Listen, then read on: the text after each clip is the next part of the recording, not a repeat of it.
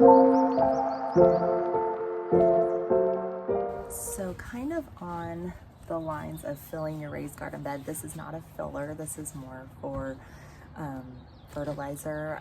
Once you have plants in, or actually you could even put it in if you have worm castings, you can put them in right before you put the plants in as well. So this is a great fun thing to do, whether you do it for the castings or not. We're going to try to use the castings for our garden, but if nothing else, it's really fun for kids too to like see the worms. And every time we have a play date, this is kind of like our cool little party trick to like come back and show them the worms. And my kids are so proud of showing off the worms, and my 4-year-old who used to be scared to hold worms now lovingly opens the bin on his own and will hold them and carry them around and show them to his friends. So let me show you. This is just Coco Coir.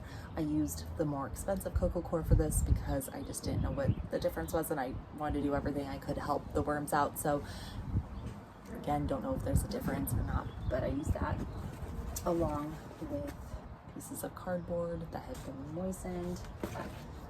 And you give them food scraps every week. Online it says give them food scraps every 2 to 3 days, but make sure most of it's gone before you feed them again. When I give them food scraps, I give them about a pound of food scraps, and that will last them like almost 2 weeks. So, and I haven't had any fly issues. If you have too much food in here, you can get a lot of flies. So I haven't done that. But they seem to be thriving. I got 1,000 worms from Jim's Worm Farm. It's a website, and I think it was like $14.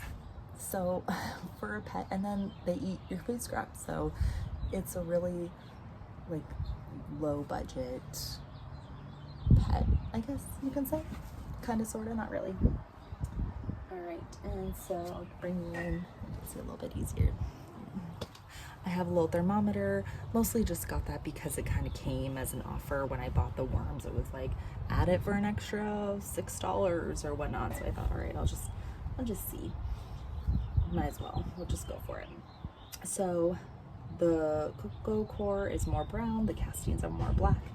So we have quite a few castings. You have to wait at least 4 to 6 months before you can get some castings out of here. I just have one bin. They have tray bins, or I should say tier trays, which can make it a little easier. We're just gonna separate out the worms when we take the castings out, and that'll be a separate video. But here's one of the little guys.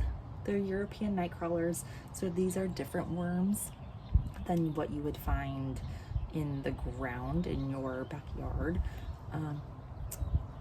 So yeah, so that's them. There were 1,000 when we started. We've seen some babies. I've also seen a couple dead ones, but that's not too common to find so far. So that's about that. And then you also cover it with a layer. We cover it with a layer of cardboard. So we just do that. Cover it back up. Also some air holes on the top up here so that they can get some airflow, but you don't have any worm escapees. I haven't really had any issues with it. We love it. So that's the worm bin.